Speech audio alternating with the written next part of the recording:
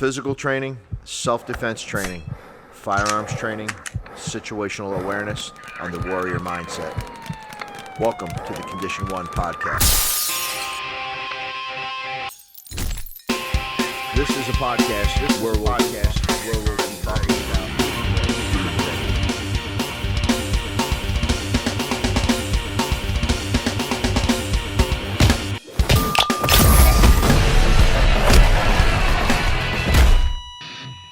Welcome to the ConditionOne Podcast. This is a podcast where we'll be talking about being ready. We'll also be speaking to victim survivors of physical encounters, how they dealt with the aftermath, physically, mentally, and spiritually. And welcome to the ConditionOne Podcast with me, your host, John Riddle.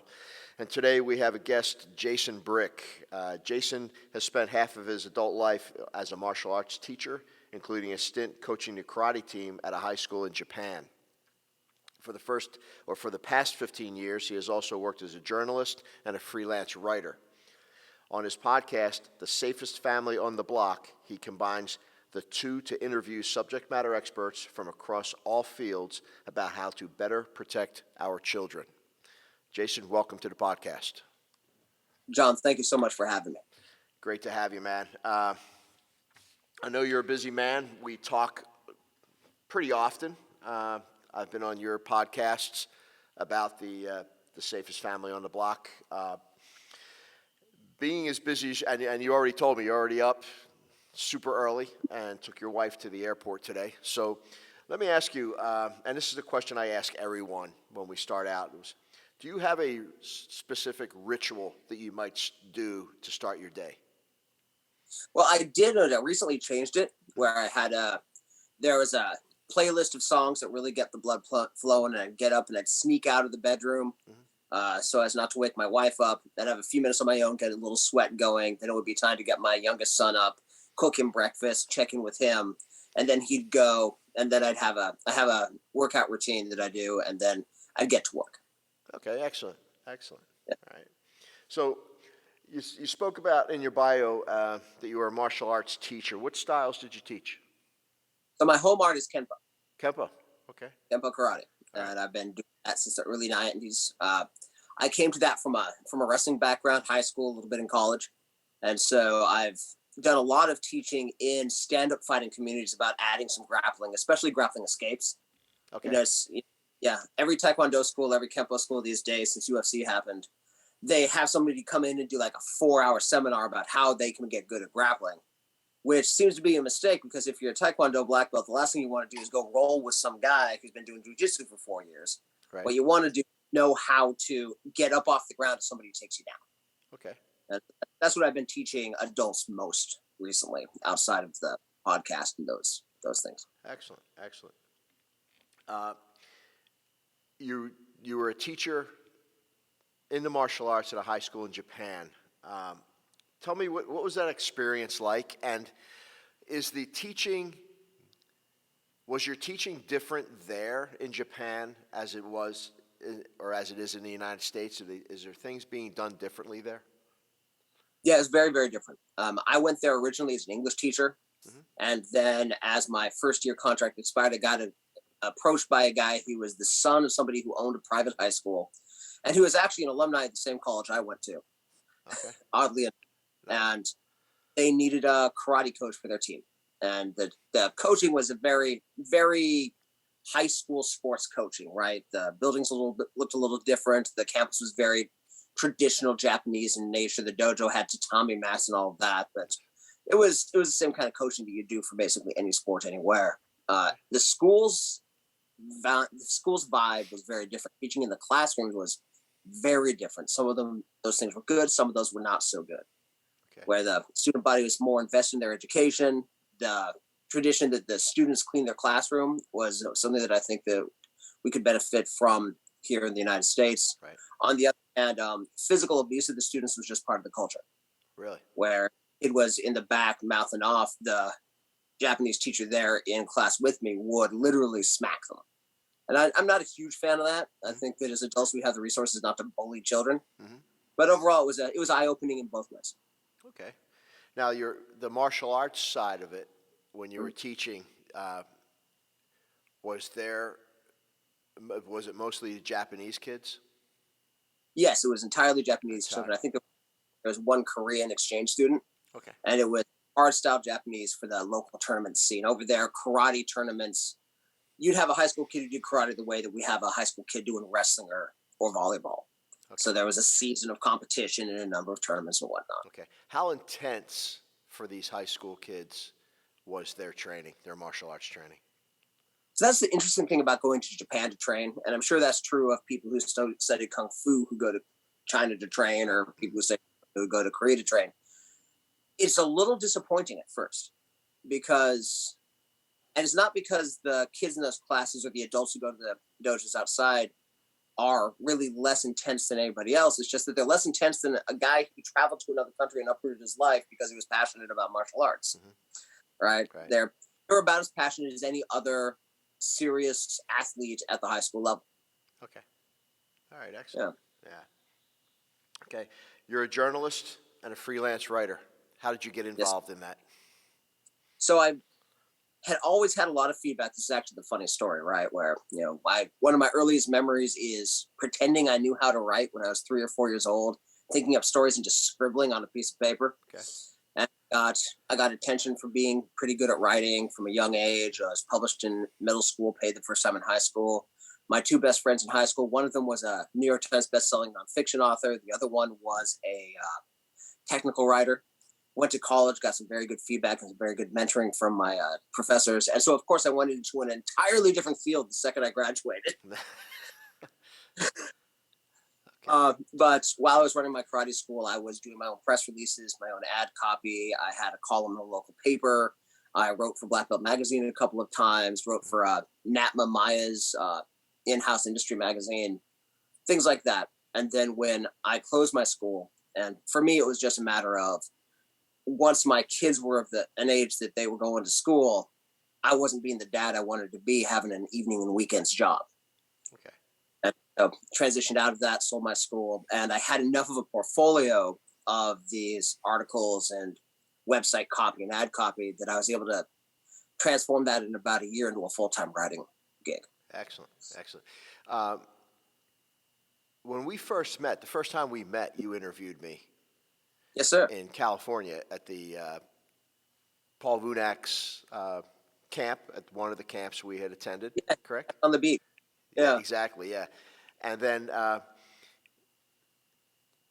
I believe you did the brief on me in Black Belt Magazine for the 2012. Correct. Yeah, correct. Okay. You were in for the year. I would have the honor of doing your profile and Ronda Rousey's profile. Okay. Excellent. So we do go back a little bit. Yeah, a little bit. Yeah. Very cool. So how would somebody get into that field of writing?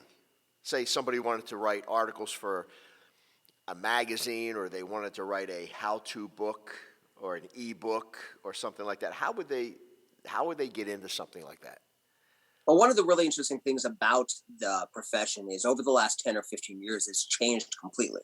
Mm-hmm. And there are a lot of opportunities. Reason being that with internet and on-demand publishing, you could go and write for somebody, write for a magazine, do a book that gets picked up by a publisher, or you could just write your own stuff and put it directly onto the market. And those are 2 very different paths. Mm-hmm. For people who want to write for a magazine, for instance, or get some articles out there, the best thing to do is, what's your hobby, what's your profession?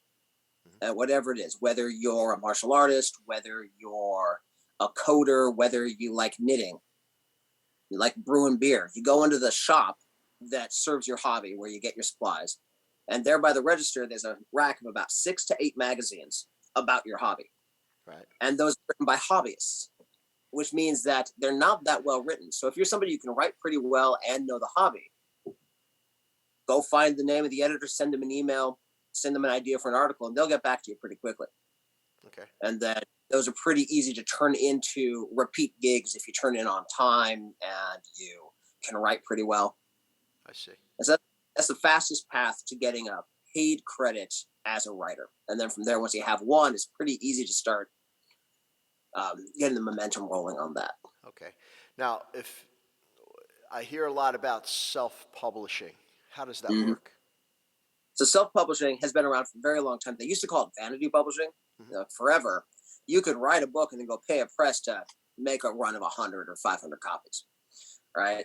Since the mid 2000s, some technologies have changed where you can print just one book relatively cheaply.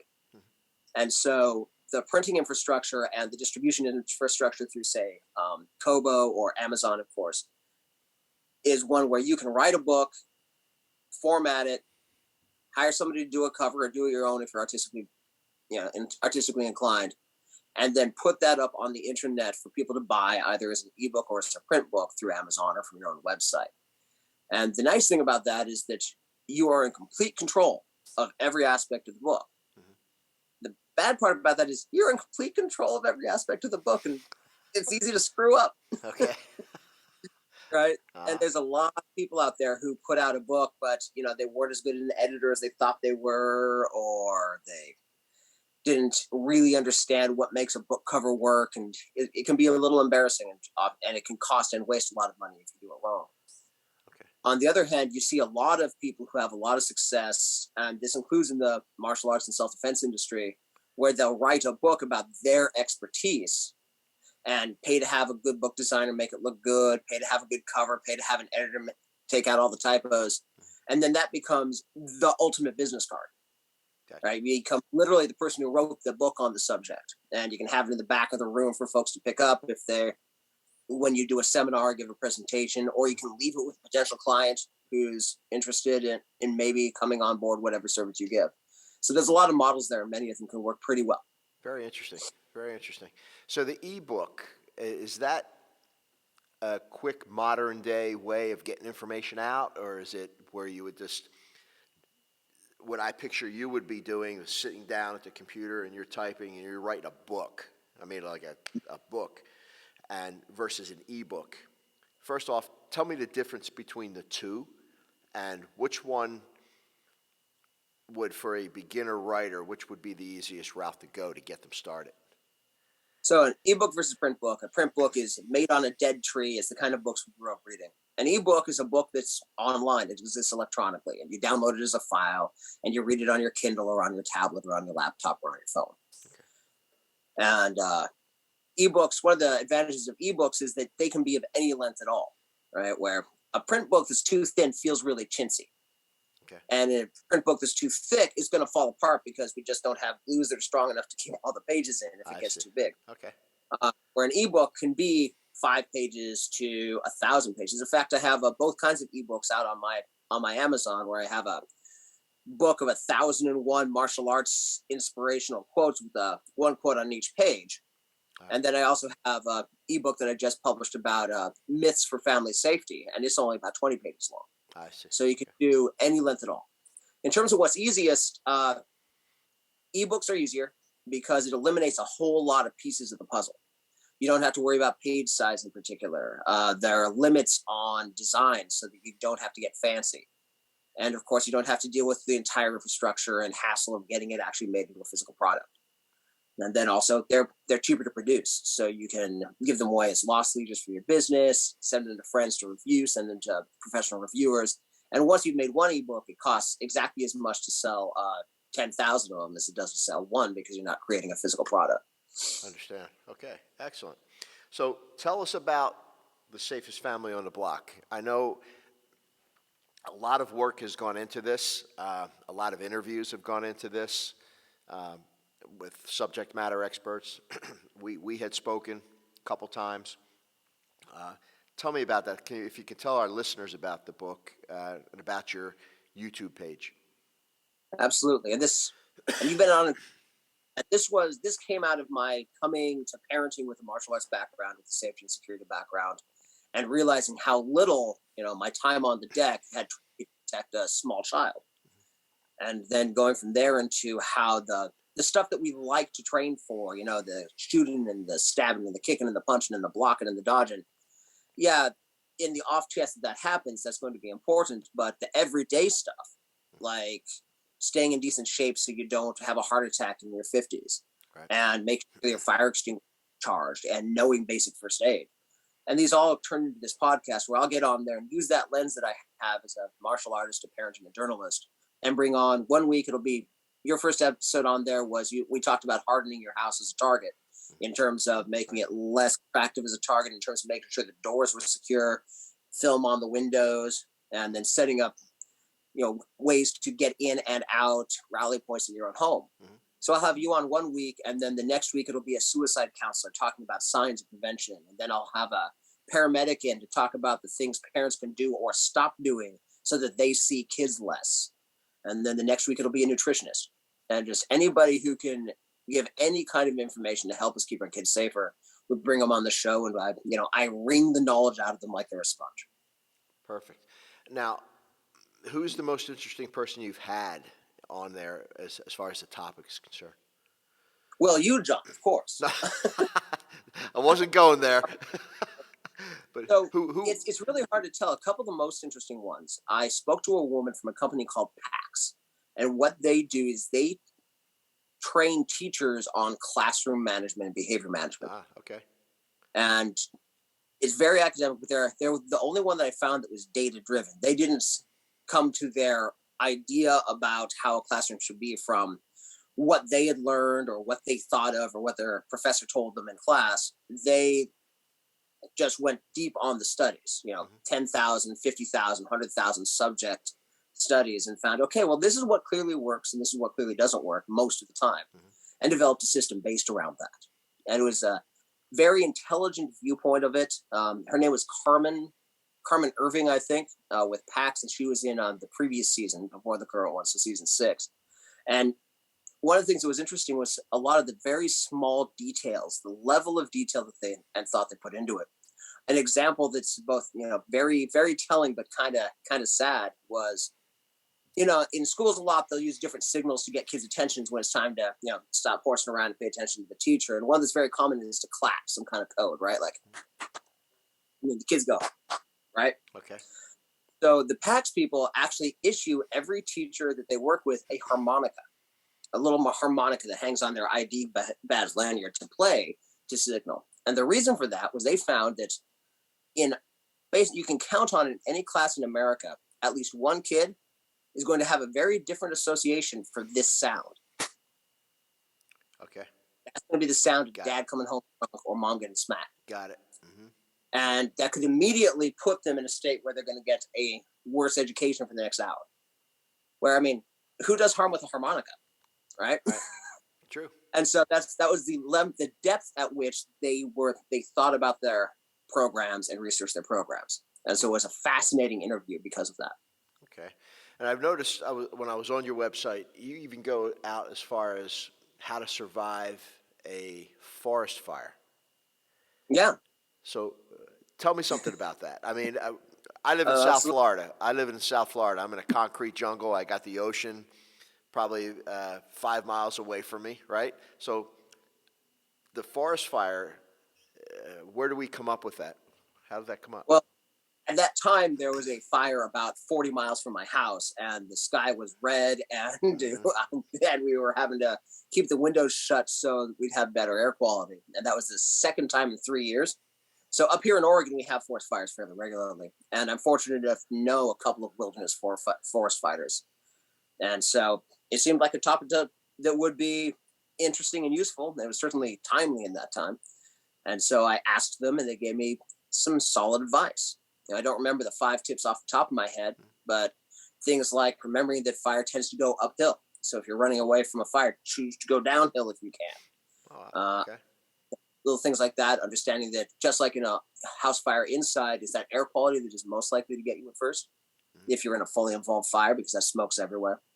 And to finding a depression, because the fire and heat both rise. So if you can find a gully or something like that, you can get in that gully and cover up with whatever you can, and you're more likely to be safe. And then for a really hardcore and again kind of depressing idea that if it's that bad, you put your kid on the ground and you lay down on top of your kid, because a forest fire is unlikely to burn long enough to get all the way through you. Okay. Which is that's kind of a pretty terrible thing to think about, but sometimes the last gift a parent gives their kid is life, where otherwise there wouldn't be. Sure. Absolutely. Yeah, I've been on I've been on your YouTube page, and there's a lot of great information there. And there for our listeners, if you go on to the Safest Family on the Block YouTube, uh, you'll get some. They're not long, okay, which keeps it interesting, right? It's not a 4-hour type of podcast, but it's an informational segment that's probably 45 to 50 minutes on different topics that, I mean, as a self-defense instructor and a law enforcement officer, some of the things you have on there, I didn't even think of, and I thought it was very interesting going through these topics and listening to these people who have a lot of knowledge on what they're talking about with you. I think it's a great thing that you're doing. Now, the new book, tell me about the new book you just launched today. Yeah. So this is There I Was When Nothing Happened. And this came directly from conversations with you and other of the high-speed, low-drag, aerodynamically efficient, combative types, with military history, law enforcement history, long-time martial artists. And one of the through lines came from all these interviews was how much none of you really wanted to get into a fight. And I realized that, in the martial arts, in the self-defense instruction, in our industry, we spend a whole lot of time about, okay, what do you do if a guy punches you? What do you do if that fist is coming in, if that knife is coming at you? Mm-hmm. But so little of our time on our deck and very little time in the books and the training videos on all the things that we can do so that that punch never comes, or that we're we're getting into our car when that first punch gets thrown in the bar. Mm-hmm. And so what I was able to do is more than 40 people, including you, telling us some story from their life about a time they used a skill like awareness, like evasion, like self-deprecating humor or de-escalating language to stop violence before it started. And I've just been thrilled and pleased and humbled at the quality of people who contributed a story and of the reception it's had so far. Excellent. And how can people get a hold of this? So we're on Kickstarter right now, which is a way of pre-ordering books where you go on and there's books, gadgets, movies, all kinds of things. And Kickstarter will show somebody the proposal for a project. And then if you think it's a good project, you can basically pre-order it. Okay. And then when enough people order, then the Kickstarter, if not enough people order and there's not enough money that comes in to produce the product, then nobody gets billed for anything and y'all go your merry way. But if you get the funding goal that you set that can make the product happen, then everybody's money goes to the producer of the product and then they produce the product. Our funding goal, we started last Tuesday the 22nd, Tuesday the 22nd of February. Our goal was $1,200 and we got that in the first 47 minutes. We're trending of today up to very near 400%. So we're going to be able to produce a hell of a book.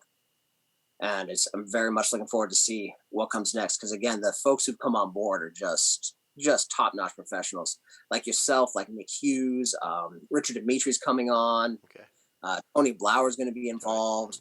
Don Armstrong, Beverly Baker, just a lot of really smart, really passionate people giving their time and expertise that they want, sometimes in the hardest of ways. That's fantastic. It's great to hear, man. Wish you all the luck on that. And Jason, how can people reach you? How can they reach out to you if they want to make contact? So you can find me on Facebook. There's a handful of Jason Bricks. I'm the only one that repeatedly talks about martial arts and Dungeons and Dragons because I'm a huge nerd. Okay. You can find Safest Family on the Block on YouTube. You can find the book at Kickstarter under There I Was When Nothing Happened. And anybody who wants to email me at brick.jason@gmail.com. Spell the comma out, so it's BRICKCOMMAJASON. I thought it was funny until I had to keep explaining that you don't put the comma in. Yeah, definitely. Yeah, because I'm sure there's people that put the actual punctuation mark in there, right? Yeah, or they give me a funny look because most people know that there's no commas in the email. So like, dude, yeah. Yeah. All right, excellent. Hey, I want to thank you for coming on board and talking to me, and I wish you all the best of luck with the book. And again, Kickstarter for the book and the Safest Family on the Block on the YouTube page. You get a lot of great information from some very smart people that Jason has interviewed over time. All right, Jason, thank you very much. It was great talking to you, and we'll hope to talk to you again soon. Thank you so much, John. It's always a pleasure. All right, take care, sir. Take care. Bye-bye.